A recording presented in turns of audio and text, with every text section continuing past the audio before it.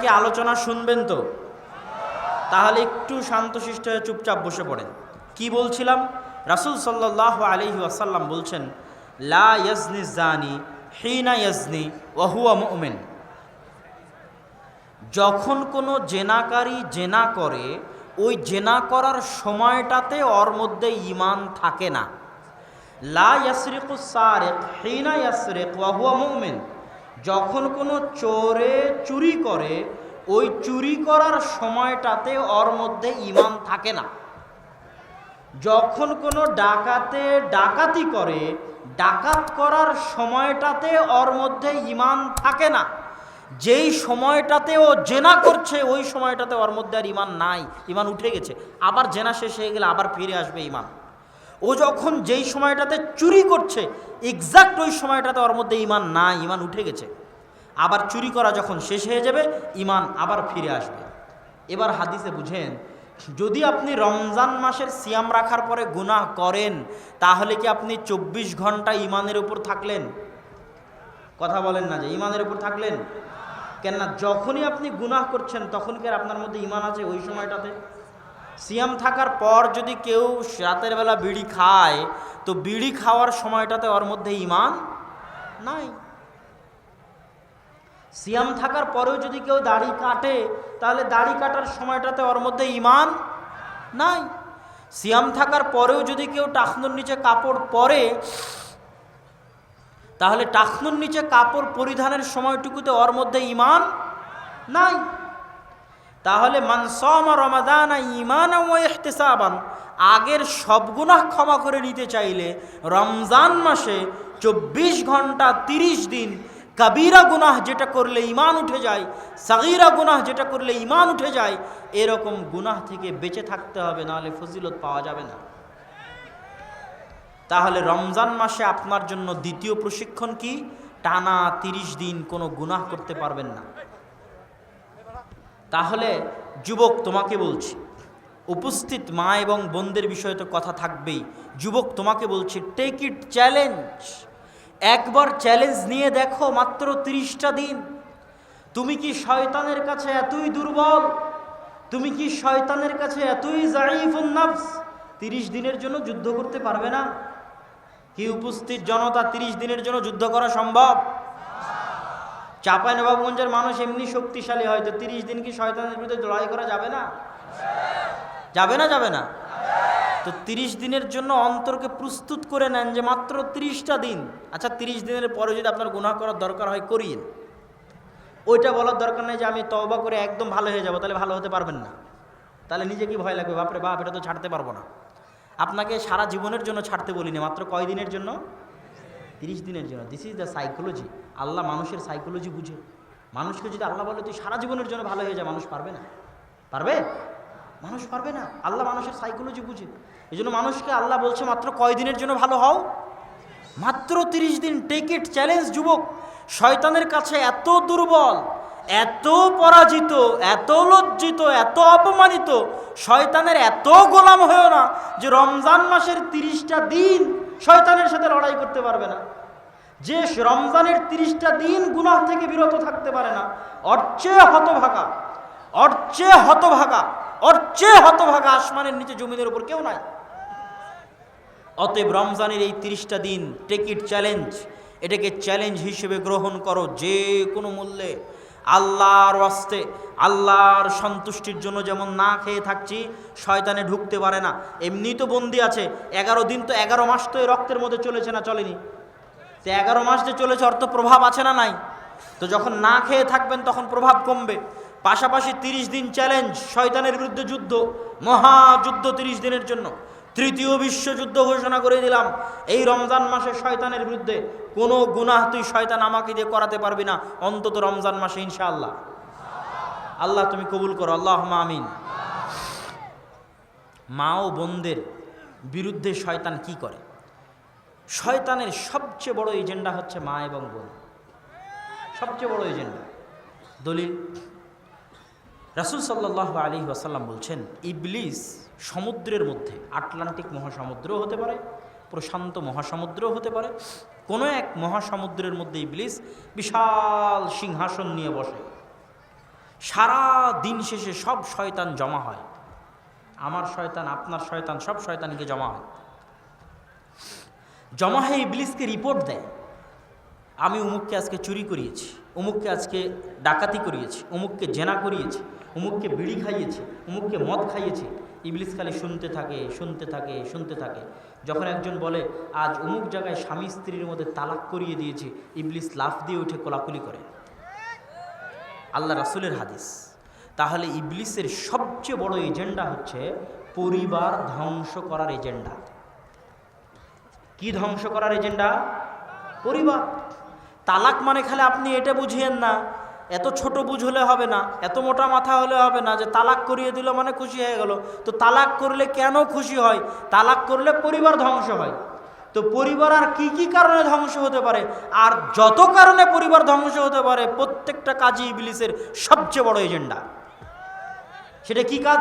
মেয়েদেরকে ঘর থেকে বের করে নিয়ে যাও, মেয়েদেরকে বেপর্দা বানিয়ে দাও, মেয়েদেরকে বেহায়া বানিয়ে দাও, মেয়েদেরকে নির্লজ্জ বানিয়ে দাও। যদি সারা পৃথিবীর সব জাতি সব কওমের মেয়েদেরকে বেহায়া বানানো গেছে, কিসের হিন্দু ওকে বেহায়া বানিয়ে দিয়েছে? হিন্দুরা ওকে মাথায় কাপড় দিত, দিত না? দিত না? দিত। হিন্দুরা বেহায়া হয়ে গেছে। খ্রিস্টানদের বেহায়া বানিয়ে দেওয়া হয়েছে। খ্রিস্টান ধর্মে কি পর্দা নাই? পর্দা আছে না নাই? আপনি খ্রিস্টানের বড়দিন খুলে দেখবেন, সব পাদ্রীর মাথায় বোরখার মতো কাপড় থাকে। প্রত্যেকটা খ্রিস্টানদের যারা নাম, ওদের মাথায় আমরা কালো বোরখা পরি, ওরা সাদা বোরখা পরে। তাহলে খ্রিস্টান ধর্মে পর্দা নাই? তো গোটা খ্রিস্টান ধর্মের সব নারীকে বেপর্দা বানিয়ে দিয়েছে। কে করেছে? শয়তানে। কে? এই একমাত্র মুসলমান এদের মেয়েদেরকে পারা গেল না, এদের পরিবার ধ্বংস করতে পারা গেল না। এদের সব মেয়েদেরকে ঘর বাড়ি থেকে বের করে নিয়ে গিয়ে শয়তানের ওয়াসওয়াসায়, শয়তানের প্ররোচনায় এদেরকে এমনভাবে বেহায়া, বেলেল্লা, নির্লজ্জ বানিয়ে দাও যেন সমাজের মধ্যে অবৈধ সম্পর্ক, জেনা, পরকিয়া এত বেড়ে যায়। যখন সমাজে অবৈধ সম্পর্ক, জেনা, পরকিয়া বেড়ে যাবে, তখন সমাজে সংসার টিকবে না ভাঙবে? সমাজে সংসার টিকবে না ভাঙবে? ভাঙবে। সমাজে ভাঙছে। আজ সারা বাংলাদেশের সমাজ এই সমস্ত মেয়েদেরকে শয়তান প্ররোচনা দিয়ে ঘরের বাইরে বের করে নেওয়ার কারণে, যুবকদেরকে প্ররোচনা দিয়ে অবৈধ সম্পর্কে লিপ্ত করতে পারানোর কারণে আজ পরকিয়া, অবৈধ সম্পর্ক, জেনা, ব্যভিচারে সমাজ পচে গলে দুর্গন্ধযুক্ত হয়ে নষ্ট হয়ে গেছে। ঘরে ঘরে তালাক, ঘরে ঘরে ডিভোর্স, ঘরে ঘরে পরকিয়া। তাহলে শয়তানের সবচেয়ে বড় এজেন্ডা হচ্ছে পরিবার ধ্বংস করা, সবচেয়ে বড় এজেন্ডা। এই জন্য যত নারীবাদী আছে এদের সাথে শয়তানের মিটিংও হতে পারে। ইবলিস মিটিং দিয়ে এদের অর্ডার দিতে পারে, করো, সব ধ্বংস করে দাও মুসলমানদের পরিবারদের। এটা শয়তানের সবচেয়ে বড় এজেন্ডা। শয়তান মানুষের সাথে কথা বলতে পারে, যোগাযোগ করতে পারে, এরা সব শয়তানের গোলাম। যত এনজিও বাংলাদেশের মাটিতে কাজ করে, বিদেশি এনজিও, যত নারীবাদী আছে সারা মুসলিম বিশ্বে, যত মানবাধিকার কর্মী আছে সারা মুসলিম বিশ্বে, এরা সব কাদের গোলাম? কাদের গোলাম? এদের সাথে কাদের মিটিং হয়? শয়তানের মিটিং হয়। শয়তানের আদেশে এরা মাঠে নেমেছে, শয়তানের আদেশে এরা মা এবং বোনদের পথ ভ্রষ্ট করছে। সম্মানিত উপস্থিতি, গোটা ইসলামটাই শয়তান দিয়ে ঘেরা। তাহলে সালাত দেওয়া হয়েছে শয়তানের খপ্পর থেকে বাঁচার জন্য, সিয়াম দেওয়া হয়েছে শয়তানের খপ্পর থেকে বাঁচার জন্য। এগুলো সব এই কোরআনের পাওয়ার, এই কোরআনের বরকত, এই কোরআনের ক্ষমতা। কোরআনকে মূল্য দেওয়ার আর মূল্য না দেওয়ার ক্ষমতা এত বেশি। ওমর ইবনুল খাত্তাব রাদিয়াল্লাহু তাআলা আনহু, অর্ধ জাহানের শাসক, অর্ধ পৃথিবীর খলিফা, তাকে চিঠি লিখেছে জেরুজালেম থেকে তার সাহাবীরা যে আমরা জেরুজালেম ঘেরাও করে রেখেছি, জেরুজালেম বিজয় করার জন্য আপনাকে আসতে হবে। বাইতুল মুকাদ্দাসের চাবি পাদ্রী খলিফাতুল মুসলিমিন ছাড়া কারো হাতে দিবে না। ওমর রাদিয়াল্লাহু তাআলা বললেন, আনা আতি, আমি আসছি। আমি আসছি বলে উনি এই যে রওনা দিলেন জীর্ণ শীর্ণ কাপড় পরে, টুটা ফাটা তালি দেওয়া কাপড় পরে, রাখালকে উটের পিঠে রেখে নিজে রশি ধরে টানছেন। এই মুহূর্তে উনি ওল্ড জেরুজালেম, পুরাতন জেরুজালেম শহরের প্রবেশ মুখে। হাজার হাজার লক্ষ লক্ষ খ্রিস্টান পাদ্রী অপেক্ষায় আছে, আসবে অর্ধজাহানের শাসক। 4000 সাহাবী অপেক্ষায় আছে, আসবেন আমিরুল মুমিনিন ওমর রাদিয়াল্লাহু তাআলা আনহু। যখন ঢুকছেন জীর্ণ শীর্ণ পোশাকে, রাখালকে উটের পিঠে বসিয়ে নিজে রশি ধরে টেনে, তখন হন্তদন্ত হয়ে সাহাবীরা ছুটে এসে ওমর রাদিয়াল্লাহু তাআলা আনহুকে বলছেন, আমিরুল মুমিনিন, আজকে গোটা খ্রিস্টান বিশ্বের সামনে আপনি আমাদের অপমান করে দিলেন। গোটা খ্রিস্টান বিশ্ব অপেক্ষায় আছে। বাপরে বাপ, বাইতুল মুকাদ্দাস সমর্পণ করে দিচ্ছে, যেই বাইতুল মুকাদ্দাস সারা পৃথিবীর বিনিময়ে খ্রিস্টানরা রাজি হবে না। ইউরোপের কি নাই, জার্মান ফ্রান্স ইংল্যান্ডের কি নাই, যে জার্মান ফ্রান্স ইংল্যান্ডকে সিরিয়ার মাটিতে যুদ্ধ করতে হবে? জার্মান ইংল্যান্ড ফ্রান্সের কি নাই, যে জার্মান ইংল্যান্ড ফ্রান্সকে ফিলিস্তিনের মাটিতে যুদ্ধ করতে হবে? ইহুদিদের কি নাই, ট্রাম্পের কি নাই, যে জেরুজালেমকে রাজধানী করতে হবে? গোটা দুনিয়া আমাদের দিয়ে দেন, বলেন যে বাইতুল মুকাদ্দাস মুসলমানদের দিয়ে দাও, গোটা দুনিয়া তোমাদের দিয়ে দিলাম। আমরা মুসলমানেরা কোনো বাংলাদেশ চাই না, পাকিস্তান চাই না, কিচ্ছু চাই না, সব নিয়ে চলে যাও, খালি মক্কা মদিনার বাইতুল মুকাদ্দাস আমাদেরকে দাও। দিয়ে দেন, কোনো দিন রাজি হবে না। সারা পৃথিবীর বিনিময়ে বাইতুল মুকাদ্দাস দিতে রাজি হবে না। বাইতুল মুকাদ্দাসে তাদের নবীর মা মারিয়াম আলাইহিস সালাতু ওয়াস সালাম বাইতুল মুকাদ্দাস খেদমত করেছে, ঝাড়ু দিয়েছে। ঈসা আলাইহিস সালামের মা মারিয়াম আলাইহিস সালাম, ঈসা আলাইহিস সালামের জন্ম জেরুজালেমে, তাদের বিশ্বাস অনুযায়ী ঈসা আলাইহিস সালামের মৃত্যু জেরুজালেমে, আমাদের বিশ্বাস ঈসা আলাইহিস সালাম জীবিত আসমানে। তাদের দাবি অনুযায়ী ঈসা আলাইহিস সালামের কবর জেরুজালেমে। ইহুদিদের দাবি অনুযায়ী দাউদ আলাইহিস সালাতু ওয়াস সালাম, সত্য কথা, দাউদ আলাইহিস সালাম সারা পৃথিবী রাজত্ব করেছে জেরুজালেমে বসে, বাইতুল মুকাদ্দাসে বসে। সুলাইমান আলাইহিস সালাতু ওয়াস সালাম সারা পৃথিবী রাজত্ব করেছে বাইতুল মুকাদ্দাসে বসে, বাইতুল মুকাদ্দাসে সিংহাসন রেখে, জেরুজালেমে সিংহাসন রেখে সারা পৃথিবী শাসন করেছে। ওই বাইতুল মুকাদ্দাস ইহুদি খ্রিস্টানদের নিকটে সবচেয়ে সম্মানী ওই বাইতুল মুকাদ্দাস ওমর ইবনুল খাত্তাবের হাতে সমর্পণ হচ্ছে। আর ওমর ইবনুল খাত্তাব এসেছেন জীর্ণ শীর্ণ পোশাক পরে, ওমর ইবনুল খাত্তাব এসেছেন উটের রশি ধরে টানতে টানতে। সাহাবীরা হন্তদন্ত হয়ে এসে বলছে, মান সম্মান সব শেষ। ওমর রাদিয়াল্লাহু তাআলা আনহু বলছেন, খামোশ, শোনো, আমি ওমর মরুভূমির রাখাল, আমার কোনো ইজ্জত ছিল না, আমার কোনো সম্মান ছিল না, আমার কোনো পাওয়ার ক্ষমতা ছিল না। আমার মতো মরুভূমির রাখাল আজ অর্ধজাহানের শাসক। আমার মতো মরুভূমির রাখালের এত ক্ষমতা, এত সম্মান যে জেরুজালেম আমার হাতে সমর্পণ হচ্ছে। এত সম্মান, এত ক্ষমতা, এত পাওয়ার আমার মতো মরুভূমির রাখাল কাপড় চোপড় দিয়ে অর্জন করেনি, উটের পিঠে বসে অর্জন করেনি। এত ক্ষমতা, এত পাওয়ার কোরআনের বরকতে। আল্লাহু আকবার। এই কোরআনকে যদি তোমরা অবমূল্যায়ন করো, সাহাবীদের বলতেছে, এই কোরআনকে যদি তোমরা অবমূল্যায়ন করো, যতই দামি কাপড় পরে থাকো আর যতই পারমাণবিক বোমের মালিক হও না কেন, তোমাদের কপালে অপমান লেখা আছে, তোমাদের কপালে লাঞ্ছনা লেখা আছে। আর সব ছেড়ে দাও, কিছু নাই, ফকির তুমি, মিসকিন তুমি, কিন্তু মূল্যায়ন করো কোরআনকে। পৃথিবীর পারমাণবিক শক্তিধর রাষ্ট্র তোমার সামনে এসে নমনম করবে।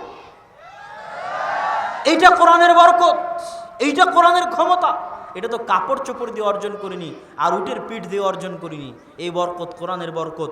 এই কোরআনের কারণে আল্লাহ কোনো জাতিকে উত্থান ঘটান, আর এই কোরআনকে অবমূল্যায়ন করার কারণে আল্লাহ কোনো জাতির অধঃপতন ঘটান। আজ কল্পনা করেন, আমাদের এই উপস্থিত মজলিসে হাজারো মানুষ, রাস্তাঘাট বাজারে যত মানুষ আছে সব মিলে লাখো মানুষ। এই লাখো মানুষের মধ্যে কয়জন আজ পবিত্র কোরআন তেলাওয়াত করেছে? কয়জন? আমি, আপনি, আশেপাশে, ডানে বামে, সামনে, কয়জন? সারা মাসে কয়জন কোরআন তেলাওয়াত, কোরআন খুলে দেখেছে? সারা বছরে কয়জন কোরআন খুলে দেখেছে? আর এই জায়গায় কল্পনা করেন, আজ যদি সারা বাংলাদেশের প্রত্যেকটা মানুষ সকালবেলা উঠে কোরআনের বরকতে বরকতমণ্ডিত হতো। আমি কোরআন পড়লাম মানে আমি কোরআনের বরকত নিলাম, আমার বাড়িতে কোরআন পড়া হলো মানে আমার বাড়ি কোরআনের বরকত নিল। সারা বাংলাদেশের প্রত্যেকটা মানুষ কোরআন পড়লো মানে সারা বাংলাদেশ কোরআনের বরকত নিল। তো সারা জাতি যদি কোরআনের বরকতে বরকতমণ্ডিত হয়ে যায়, ওই জাতিকে থামানোর মতো ওই জাতিকে আটকানোর মতো আর ওই জাতিকে অপমান করার মতো কোনো শক্তি পৃথিবীতে জন্ম নেয়নি। কিন্তু আমি আপনি যদি কোরআন না পড়ি, কোরআন মূল্যায়ন না করি, কোরআন না বুঝি, না বুঝার চেষ্টা করি, তাহলে এই যে কাপড় দিয়ে জড়িয়ে আপনার বাড়ির তাকে রাখা আছে, হাজারবার চুমা দিলেও, হাজারবার বুকে জড়ালেও এই কোরআন কিয়ামতের মাঠে আপনার বিরুদ্ধে কথা বলবে যদি না পড়েন। বুঝাতে পারিনি মনে হয়? আপনার ভালোবাসার কমতি নেই, আপনি হাজারবার চুমা দেন, হাজারবার বুকে লাগান, নিচে আরবি লেখা পড়ে গেলে উঠিয়ে রাখেন, এর কোনো দাম নাই বাবা। এই কোরআনে তুমি সারাদিন 1,00,000 বার চুমা দাও, কোরআন যদি না পড়ো, কোরআন কিয়ামতের মাঠে তোমার বিরুদ্ধে কথা বলবে। কোরআনের হক হচ্ছে কোরআন পড়ো, এই জন্য কোরআন দেওয়া। কি জবাব দিবা আল্লাহর কাছে? সারা জীবনে সব কিছু করার সময় হয়েছে, মুসলমানের সন্তানের কোরআন শেখার সময় হয়নি, মুসলমানের সন্তানের কোরআন পড়ার সময় হয়নি। এর চেয়ে বড় হতভাগা, এর চেয়ে বড় দুর্ভাগা, এর চেয়ে বড় নিমুখ হারাম, এর চেয়ে বড় অপমানিত লাঞ্ছিত জাতি পৃথিবীতে কেউ হতে পারে না। আজকে আমার আপনার যতটুকু সম্মান আছে, আজ মুসলিম বিশ্বের যে যে দেশের যতটুকু সম্মান আছে, ওয়াল্লাহি আল্লাহর কসম, ওয়াল্লাহি আল্লাহর কসম, ওয়াল্লাহি আল্লাহর কসম, আজ আমার আপনার যতটুকু সম্মান আছে, এই কোরআনের বরকতে সম্মান আছে। যেই প্রজন্ম আজ আসতেছে, 30 বছর আগের প্রজন্ম, মুরব্বীদের প্রজন্ম মক্তবে কোরআন শিখেছিল, যেই প্রজন্ম আজ আসতেছে কিন্ডারগার্টেন স্কুল, ব্রাক স্কুল, উমুক স্কুল, তুমুক স্কুল, ইংলিশ মিডিয়াম স্কুল, মক্তব বন্ধ, কোরআন শিখতে কেউ যায় না, মক্তব থাকলেও কেউ কোরআন পড়তে যায় না। কোরআনবিহীন যে প্রজন্ম গড়ে উঠতেছে, যারা কোরআন পড়া জানে না, যারা কোরআনের বরকতে বরকত মণ্ডিত নয়, এদের ভাগ্যে এমন অপমান লেখা থাকবে, এদেরকে রোহিঙ্গাদের মতো কচুকাটা করা হবে। এত অপমান লেখা থাকবে, এত লাঞ্ছনা লেখা থাকবে, ভয়ঙ্কর দৃশ্য আমি চোখ বন্ধ করলে দেখতে পাই। কিন্তু ওটার থেকে উদ্ধার করতে পারে একটাই জিনিস, সেটা হচ্ছে কোরআন পড়ো, কোরআন শিখো। আরে তুমি ডাক্তার হও, ইঞ্জিনিয়ার হও, যা হও, কিন্তু প্রতিদিন সকাল তোমার শুরু হবে কোরআনের বরকত দিয়ে। তুমি নিজে কোরআনের বরকতে বরকত মণ্ডিত হবে, গোটা পরিবার কোরআনের বরকতে বরকত মণ্ডিত হবে, গোটা দেশ, গোটা জাতি কোরআনের বরকতে বরকত মণ্ডিত হবে, কোরআনের বরকতে গোটা দেশ পরিপূর্ণ হয়ে যাবে। তখন এই জাতিকে অপমানিত করবে এরকম ক্ষমতা, এরকম শক্তিধর কেউ দুনিয়াতে জন্ম নেয়নি। সম্মানিত উপস্থিতি, কোরআন শিক্ষার গুরুত্ব বুঝাতে গিয়ে আপনাকে বলি, আপনাদের এই চাঁপাইনবাবগঞ্জ অঞ্চলের মানুষের মসজিদগুলোতে মক্তব চালু আছে, এটা আমার জরিপ, থাকা ভালো, চলুক আলহামদুলিল্লাহ। কিন্তু রমজানকে কেন্দ্র করে আমভাবে, শুধু ছোট বাচ্চাদের জন্য নয়, রমজানকে কেন্দ্র করে আমভাবে মসজিদে সকল মানুষের জন্য কোরআন শিক্ষার ব্যবস্থা করতে হবে, সকল মানুষের জন্য। রমজানে তো কোনো কাজ নাই, জোহর পর থেকে আসর থেকে মাগরিব পর্যন্ত কি কাজ? মসজিদে এসে কোরআন শিক্ষার ব্যবস্থা করে। নট অনলি ফর চিলড্রেন, শুধু বাচ্চাদের জন্য মক্তব নয়, সব মুরব্বী, বয়স্ক, 50, 60, যুবক, বৃদ্ধ, আবাল বনিতা, মা বোনেরা বাড়িতে কোরআনের আসর চালু করবে রমজানকে কেন্দ্র করে। এটাই আমার আজকের বক্তব্যের আমানত।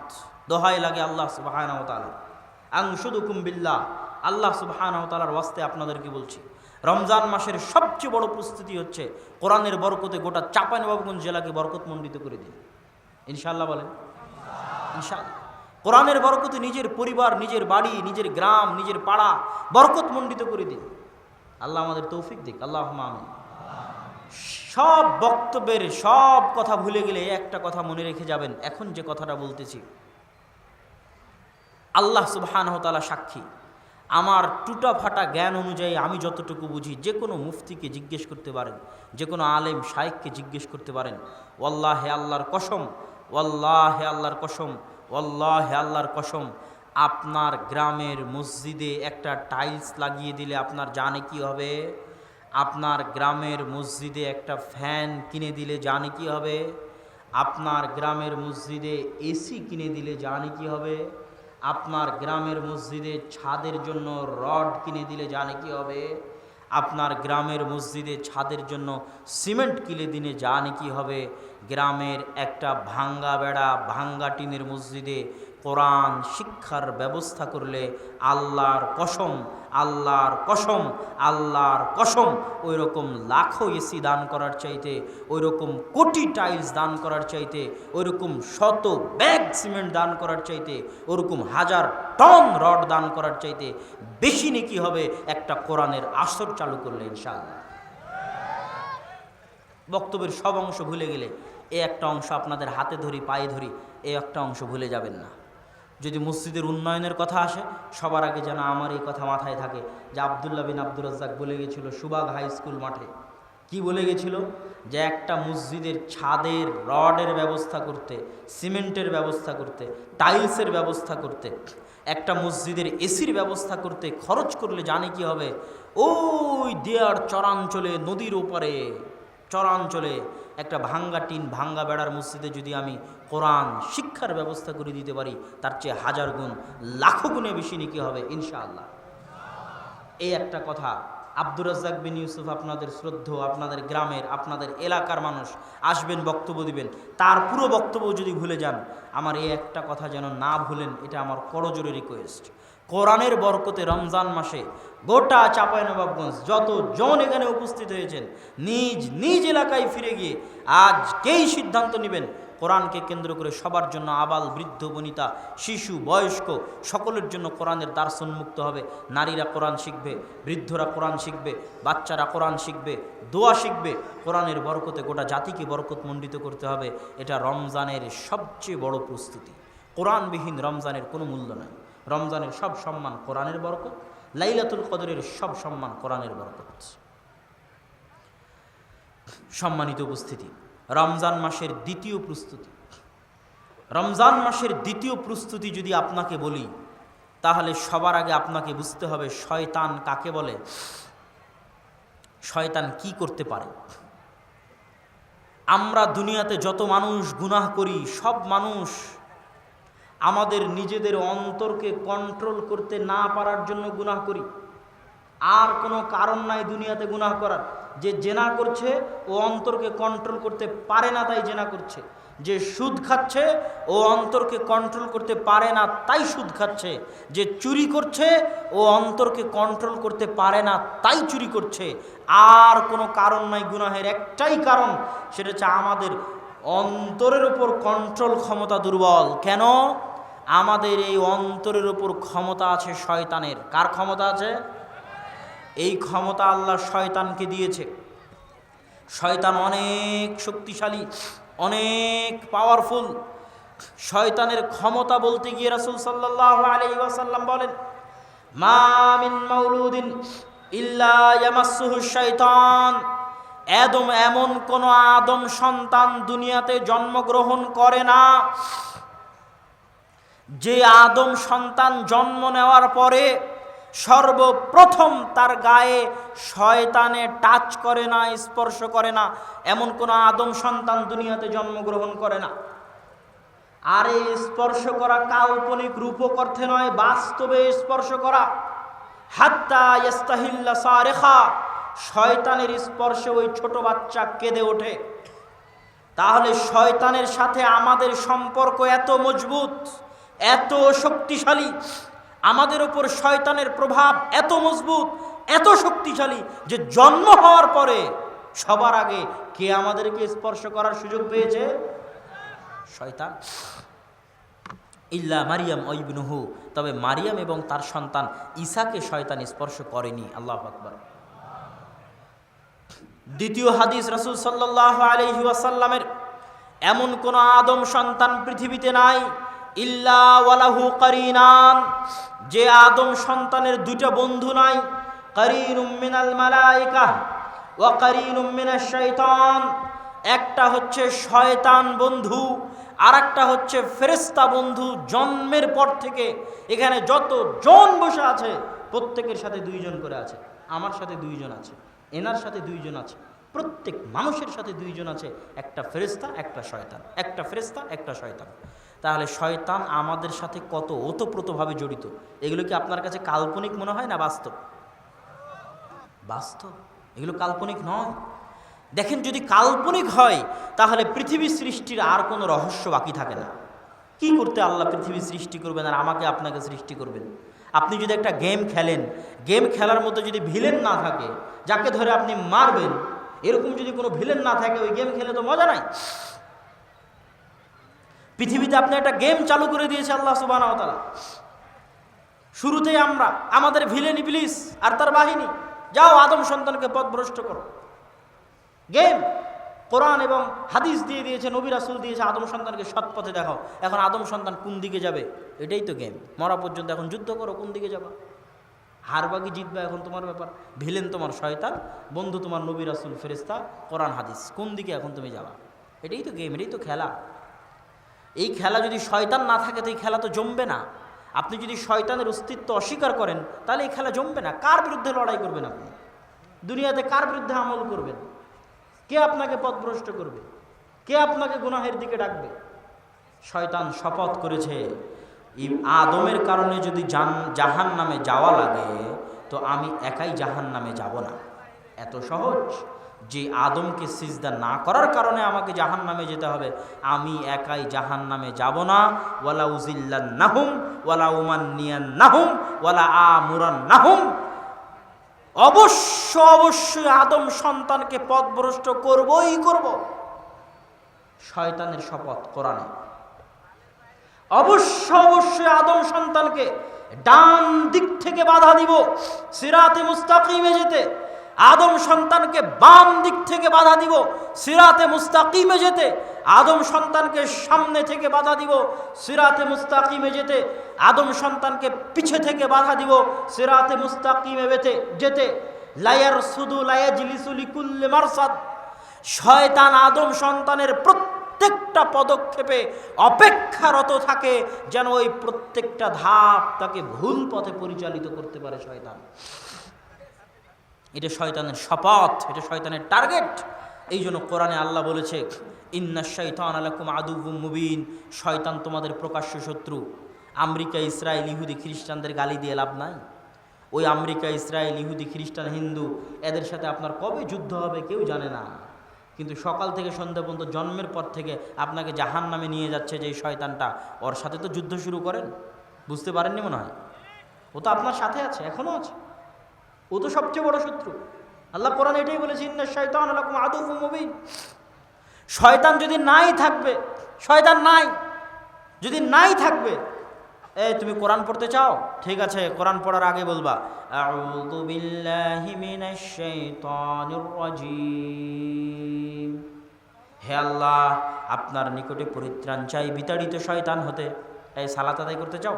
সালাত আদায়ের মধ্যে কোরআন তেলাওয়াত করতে হবে। শুরুতে বলবা আউযু বিল্লাহি মিনাশ শাইতানির রাজীম। হে আল্লাহ, আপনার নিকটে পরিত্রাণ চাই বিতাড়িত শয়তান হতে।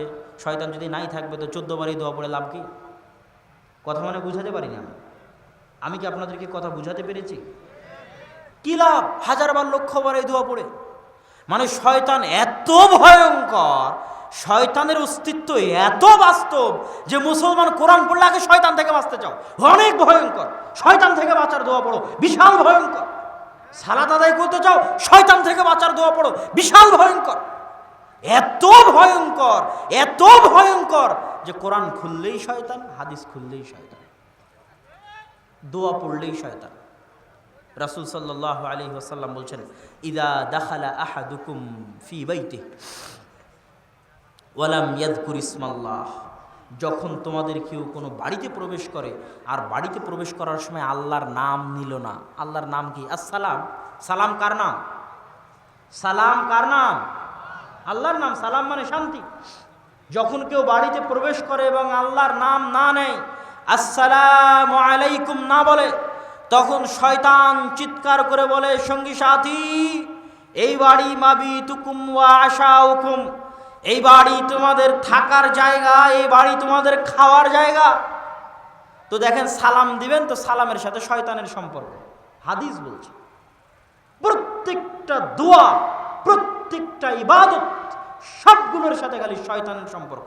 মানে গোটা ইসলাম খালি আপনাকে বলছে বাপরে বাপরে বাপ, এটা করো শয়তান থেকে বাঁচো, এটা করো শয়তান থেকে বাঁচো, এটা করো শয়তান থেকে বাঁচো, এটা না করলে শয়তান, ওটা না করলে শয়তান, ওটা না করলে শয়তান। গোটা ইসলাম সাজানো আছে শয়তান দিয়ে। আর ওই শয়তানকে আমি আপনি মনে করেছি কাল্পনিক। যদি তোমাদের কেউ ইযা আকালা আহাদুকুম ওয়া লাম ইয়াযকুর ইসমাল্লাহ, যদি তোমাদের কেউ খায় বিসমিল্লাহ না বলে, ইয়াকুলু মাআহু শায়তান, ওর সাথে শয়তান খায়। খেতে গেলাম তাও শয়তান, সালাম দিতে গেলাম বাড়িতে তাও শয়তান। যখন তোমাদের কেউ কোনো পাত্র ঢাকে এবং পাত্র ঢাকার সময় আল্লাহর নাম নেয়, ওই পাত্র শয়তান খুলতে পারে না। যখন তোমাদের কেউ দরজা বন্ধ করে, বন্ধ করার সময় আল্লাহর নাম নেয়, ওই দরজা শয়তান খুলতে পারে না। যখন তোমাদের কেউ জানালা বন্ধ করে, বন্ধ করার সময় আল্লাহর নাম নেয়, ওই জানালা শয়তান খুলতে পারে না। তো জানালা বন্ধ করতেও শয়তান, দরজা বন্ধ করতেও শয়তান, পাত্র ঢাকবো তাও শয়তান। তো শয়তান কি কাল্পনিক? কোরআন হাদিস কি তাহলে পাগল? কোরআন খুললে শয়তান, হাদিস খুললে শয়তান। আমি আপনাকে বুঝাতে চাচ্ছি, হে যুবক, বিশেষ করে তোমাদেরকে, আমাদের শয়তান সবচেয়ে বড় ধোঁকা কোথায় দেয়? আমরা গান শোনার সময় মনে করি যে আমার মজা লাগছে তাই গান শুনছি। সকালবেলা ঘুমানোর সময় মনে করি, ফজরের সময়, যে আমার ঘুমাতে ভালো লাগছে তাই ঘুমাচ্ছি। কিন্তু আসলে কাহিনী কি? আসলে কাহিনী হচ্ছে আমার কানে গানকে ভালো লাগাচ্ছে কে? আমার কানে বাজনার আওয়াজকে ভালো লাগাচ্ছে কে? সকালবেলা আমাকে ফজরে ঘুম থেকে উঠতে দিচ্ছে না কে? যুবক, আমার আপত্তি নাই, তুমি আরো 1000 দিন গান শুনো, কিন্তু আল্লাহর হস্তে তোমার হাতে ধরি, পায়ে ধরি, এই ধোকায় থাকিও না যে তোমার আনন্দের জন্য, তোমার মজার জন্য তুমি গান শুনছো। আল্লাহর কসম, তোমার সবচেয়ে বড় শত্রু শয়তান তোমার কানের মধ্যে বসে গানের আওয়াজকে তোমার কানে ভালো লাগায়। তোমার কাছে ভালো লাগে না, শয়তানে ভালো লাগায়। এখন এই বিশ্বাস নেওয়ার পরে তুমি শোনো, কিন্তু এই বিশ্বাস যদি না করো তাহলে যুদ্ধ তো হবে না। তুমি তো আগে অস্ত্র সমর্পণ করে দিলা যে আমার নিজেকে আমি আত্মহত্যা করছি, তো যুদ্ধ কার সাথে করবো? যুদ্ধ তো হবে না। তোমার মনে করতে হবে, ঠিক আছে আমাকে মারা হচ্ছে, কিন্তু এই মারাটা আমি মারছি না, এটা শয়তানে মারছে। তারপরেও মার খাও, কিন্তু এই মনে করে খাও যে মারটা কে দিচ্ছে? মারটা কে দিচ্ছে?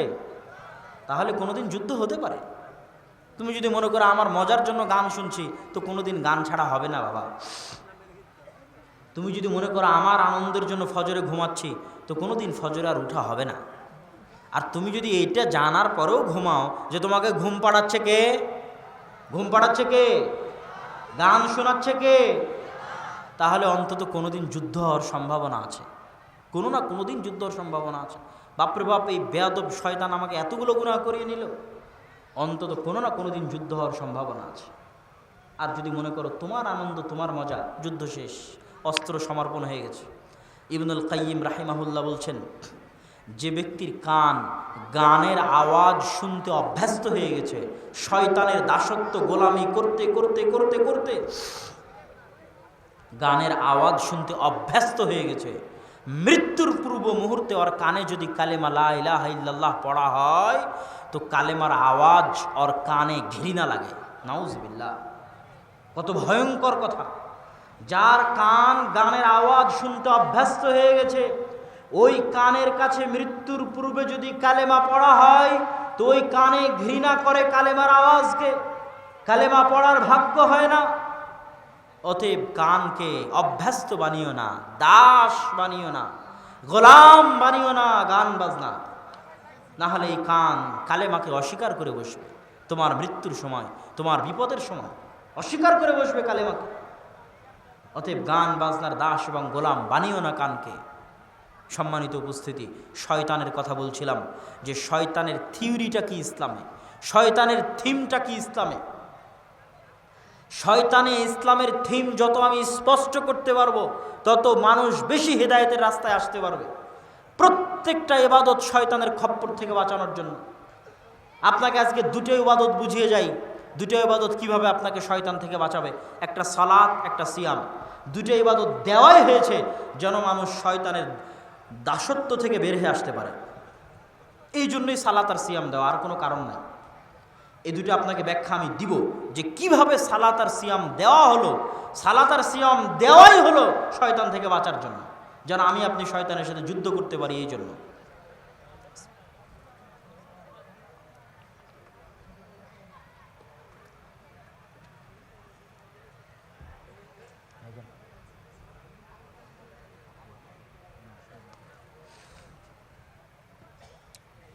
সালাত এবং সিয়াম। প্রথমে আসি সালাত। মানুষের অন্তরের উপর কন্ট্রোল নাই, এই জন্য গুনাহ করে। এর বাইরে কোনো কারণ আছে? আপনার কি মনে হয় এর বাইরে কোনো কারণ আছে? আমি যদি গুনাহ করি এই কারণে আমার মনকে কন্ট্রোল করতে পারিনি, এই কারণে। আপনি গুনাহ করলে ওই কারণে যে মনকে কন্ট্রোল করতে পারিনি। আর কোনো কারণ আছে নাকি? তাহলে একটা সমাধান হচ্ছে গুনাহ থেকে বাঁচার, যে অন্তর শয়তানের দাস হয়ে গেছে। এখন এই অন্তরকে শয়তানের দাসত্ব থেকে বের করে নিয়ে আসতে হবে, যেন এই অন্তর শয়তানের সাথে লড়াই করতে পারে। তো আপনি যখন আরবিতে ভর্তি হবেন, তো আরবিতে ভর্তি হওয়ার পর আপনাকে যদি বলা হয় যে আপনাকে যুদ্ধ করতে হবে, তো তার জন্য ট্রেনিং লাগবে না? লাগবে না? ট্রেনিং যদি না করেন তো কেমনে আপনি যুদ্ধ শিখবেন? তো অন্তরের উপর কন্ট্রোল ক্ষমতা প্রতিষ্ঠা করা যদি না শিখেন, তো কেমনে আপনি গুনাহ থেকে বাঁচবেন? তো অন্তরের উপর যেমন আরবিতে ভর্তি হওয়ার পর ট্রেনিং নেওয়ার জন্য আপনাকে কিছু করতে হবে, দৌড়াতে হবে, লাফাতে হবে, কায়িক শ্রম করতে হবে, এরকম অন্তরের উপর কন্ট্রোল ক্ষমতা কায়েম করার জন্য আপনাকে কাজ করতে হবে। কাজ। আর ওই কাজের এক নাম্বার কাজ হচ্ছে শয়তানের সাথে জিহাদ করে, শয়তানের সাথে যুদ্ধ ঘোষণা করে, যে যা মন তা করে করি, যত গুনাহ আছে যা করে করি, সুদ খাই খাই, ঘুষ খাই খাই, জেনা করি করি, বিড়ি খাই খাই, সিগারেট খাই খাই, যত গুনাহ করে করি, আমি যত বড় গুনাহগার হই না কেন সব বিসর্জন দিলাম। গুনাহ করছি করলাম, কিন্তু একটা জিনিসে চুল পরিমাণ ছাড় দিব না। বিড়ি খালে বিড়ি খাওয়া থেকে উঠে গিয়ে, জেনা করলে পতিতালয় থেকে বের হয়ে গিয়ে, সুদ খেলে সুদ খাওয়া শেষ করে বের হয়ে গিয়ে, ঘুষ খেলে ঘুষ খাওয়া শেষ করে বের হয়ে গিয়ে 5 ওয়াক্ত সালাত শয়তানের বিরুদ্ধে যুদ্ধ করে মসজিদে আদায় করবই করব। এটা হচ্ছে পৃথিবীতে শয়তানের বিরুদ্ধে সবচেয়ে বড় জিহাদ, সবচেয়ে বড় যুদ্ধ। কি জন্য? আপনি তো নিজেকে যদি ট্রেনিং আপ না করেন, তা অন্তরের উপর কন্ট্রোল ক্ষমতা কায়েম করবেন কিভাবে? আর ট্রেনিং তো কিছু না করলে ট্রেনিং হবে না। না করলে কেমনে ট্রেনিং হবে? ঘরে বসে থেকে ট্রেনিং হবে না। তো যখন আপনি এই চ্যালেঞ্জ নেবেন, যত বড় গুনাহগার হয় হই, বিড়ি সিগারেট খাই খাই, কিন্তু 5 ওয়াক্ত নামাজে মসজিদে যাবই যাব। একবার যদি শয়তানের সাথে যুদ্ধ করে 5 ওয়াক্ত নামাজে নিজেকে মসজিদে নিয়ে যাওয়ার উপর কায়েম ও দায়েম করতে পারেন, একবার যে আপনার অন্তরের উপর এতখানি কন্ট্রোল ক্ষমতা আপনার প্রতিষ্ঠা হয়ে গেছে, যে আপনি যে কোনো বিনিময়ে শয়তানের সাথে যুদ্ধে জিতে 5 ওয়াক্ত সালাতে মসজিদে যানই যান, এতটুকু যদি কন্ট্রোল ক্ষমতা আপনার অন্তরের উপর কায়েম হয়ে থাকে, ধীরে ধীরে বাকি যে গুনাহগুলো আছে ওগুলো বাদ হয়ে যাবে। আর মানুষ জিজ্ঞেস করে, অমুক নামাজি নামাজ আদায় করার পরে তো গুনাহ করে, ওই নামাজি 5 ওয়াক্ত সালাতে মসজিদে যায় না। আমার চ্যালেঞ্জ থাকলো আপনি পরীক্ষা করবেন, যে কোনো নামাজির বিরুদ্ধে আপনি অভিযোগ করবেন যে এই নামাজি তো কিসের নামাজি, তো গুনাহের কাজ করে। চ্যালেঞ্জ থাকলো আজকে লিখে নিয়ে যাবেন, ওই নামাজির টানা প্রতিদিন 1 ওয়াক্ত মিস না দিয়ে, জরুরি কোনো প্রয়োজন ছাড়া, অ্যাক্সিডেন্ট মৃত্যু ছাড়া, কোনো জরুরি প্রয়োজন ছাড়া 1 ওয়াক্ত সালাত মসজিদে মিস দেয় না, এরকম নামাজি নয়। কেন? এটা হচ্ছে পৃথিবীর সবচেয়ে বড় জিহাদ, শয়তানের বিরুদ্ধে সবচেয়ে বড় যুদ্ধ। তাহলে সালাত দেওয়া হয়েছে কি থেকে বাঁচতে? বলেন তো, কি থেকে বাঁচার জন্য সালাত দেওয়া হয়েছে? শয়তান থেকে বাঁচতে।